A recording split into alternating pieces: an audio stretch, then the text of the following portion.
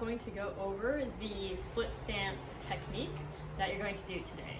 So I get a lot of questions on exactly where you want your split stance when you do a split jerk. We don't always get to take time to work on that, so we're going to take this opportunity to do some stance drills. Alright, so first things first, you have to know which side is your dominant leg. If you've gone snowboarding, wakeboarding, skateboarded, you should know which side you are, goofy or regular, and that's going to determine which side you're going to step with first, right? So my dominant leg is going to be the right leg, so I'm going to step forward with my right leg. Also, you're going to want something like a piece of chalk or some masking tape to mark your footing. Okay, so with that being said, we're going to set up for our split jerk. I laid out some cardboard, so hopefully the darker contrast will make it a little bit easier to see the chalk marks. Otherwise, it's kind of a light floor with some chalk. It might be harder for you to see. And the point is, you get the idea of how to mark these out. There's not just one way of marking these out, and this isn't set in stone. So if you've seen other YouTube videos or someone else has taught you a different way, that's probably also just another way of doing it. This is just one of the ways I'm going to show you. All right, so first thing, you're going to stand in a squat stance. So feet should be about shoulder width apart. You stand at first when you split jerk with that hip width apart, and then when you land, you're going to want to go a little bit wider. So we're going to start in that squat stance about shoulder width apart, and then I'm going to mark the top of my toes. From there, I'm going to kneel down, and I'm going to make 2 marks right at the top of the knees. This is going to be your start position. S for start. Okay, so that's where your feet are going to start. And then with my dominant foot, mine's going to be the right, I'm going to lunge. Be in a lunge position, and then I'm going to make a square with this, you get the idea, the whole foot. With this leg, and then the back leg, another square. Okay. Now with that being said, this is going to be my start position. That forward dominant foot is going to step forward, and that back foot is going to be back here. Okay, so this in general is a good split jerk stance that I want to practice in. Alright, so today's drill, we're going to start with that split jerk stance. So you're going to step, step, get used to getting comfortable in that stance width. Feel how it might be different from what you've been practicing. You always want that forward foot perpendicular to the ground. Foot is flat. Back leg, you're driving off the toe. That heel needs to be up off the ground, and that back knee is in a quarter lunge position. Right? So my heel shouldn't be on the ground with the knee straight. I see this a lot in class. So drive that heel off the ground, driving into the planted supported foot here, and that's going to be your strong stance. All right, from that position, keeping that belly tight, hips square, you're going to do strict presses. And basically, I just want you to get the feel of that stance width. Okay, so the main point of those exercises was just to kind of give you an idea of exactly where your stance is going to be when you land in a split jerk. Like I said, a lot of people ask me that question, and not a lot of people have taken much time to learn that stance. So if you've never done it before, you at least have an idea where it should be. It will take a lot of practice to get that stance perfected and be comfortable, but at least now you have an idea where it should be, as opposed to just guessing every time. So the reasons why I've never done this in class is because it takes some time. And also, as a gym worker or an owner, you don't want 50 people throughout the day marking up your floor with chalk. So there you go, mark your own floor up with chalk. This is the time you can take to work on that stance. And now that you've taken some time to draw out your stance, you're going to do an EMOM of 3 minutes. So you're going to do 3 sets, 3 to 5 strict press in that split stance.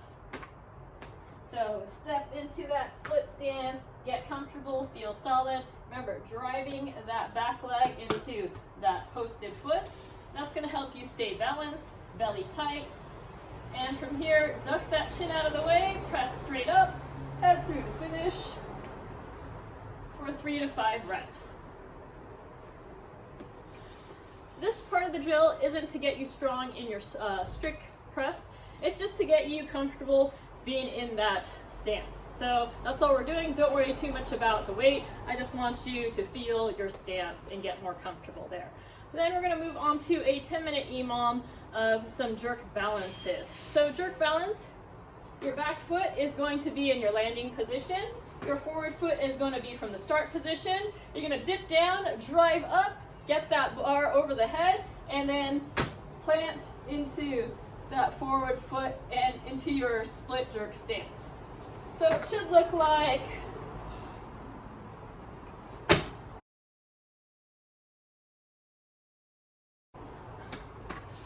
and ideally you would land exactly where your foot should land every time. So again, it's not about how much weight you're doing and working up a good sweat. It's more about technique, and really we're just starting to learn exactly where our foot should be landing each rep. Okay, so I hope you find that video helpful, and I hope that you learned something new today in that split jerk drill.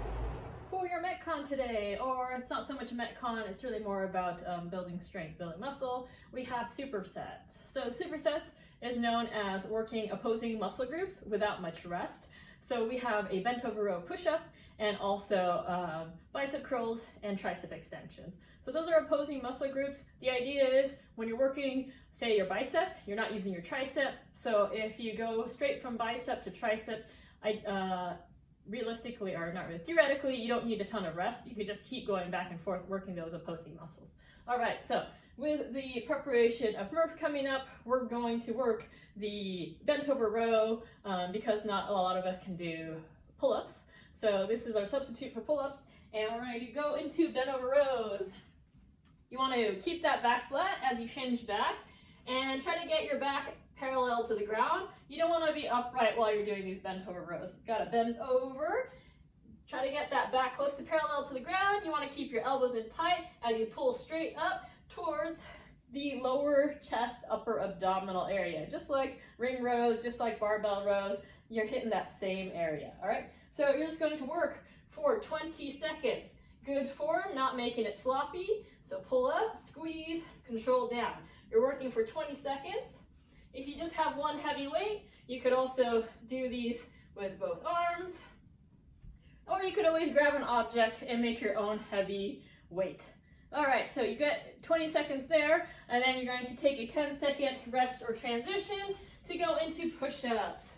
So let's see, good controlled push-ups using full range of motion, going all the way down, chest to the ground, keeping that tight plank position, and then pushing straight up. Not going to go into too much detail there. We've gone through lots of push-up technique and correct modifications. So I'm going to move right in, but we're just going back and forth for 4 to 6 sets each of those movements. So the tabata, instead of our traditional 4 minutes, it can take up to 6 minutes if you're doing those 6 sets each, all right? So you got 4 sets of the bent over rows and 4 sets of the push-ups, or you could go up to 6 of each. So 6 sets of bent over rows, 6 sets of push-ups, going back and forth. All right, you're gonna take a 1-minute rest and then go into biceps and triceps.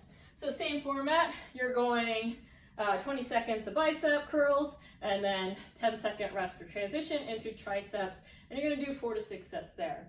So bicep curls, whether it's a bicep or a tricep workout, movement, exercise, whatever you want to call it, always keep that elbow in a fixed position. So if I move my elbow, I tend to not use my bicep, right? But if I keep my elbow fixed and not moving, so I like to shove it into my side stomach there, so I make sure it doesn't move, and that's really going to isolate your bicep. So you could do both arms at once, or again, if you have a heavier object, you could go both arms. However you want to do those bicep curls, you could do hammer curls, you could do just regular bicep curls, you could do both arms facing in, palms facing up, many ways to work that bicep. You could do a mix up throughout those sets. And then you have tricep extensions. So again here, you could go leaning forward, keeping those elbows in a fixed position. You could go into skull crushers.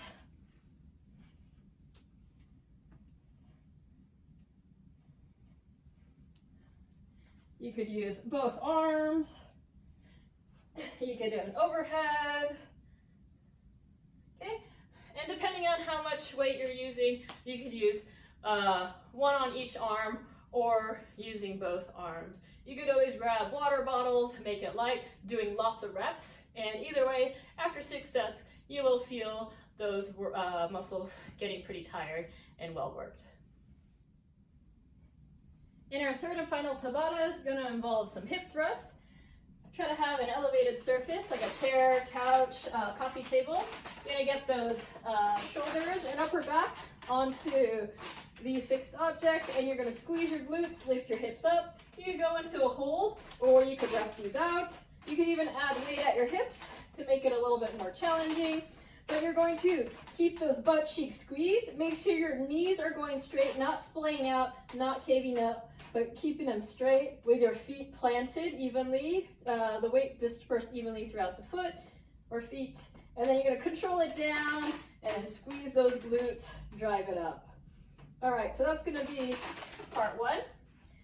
If you don't have a great object to support your upper back on, you can always do some glute bridges. Same idea.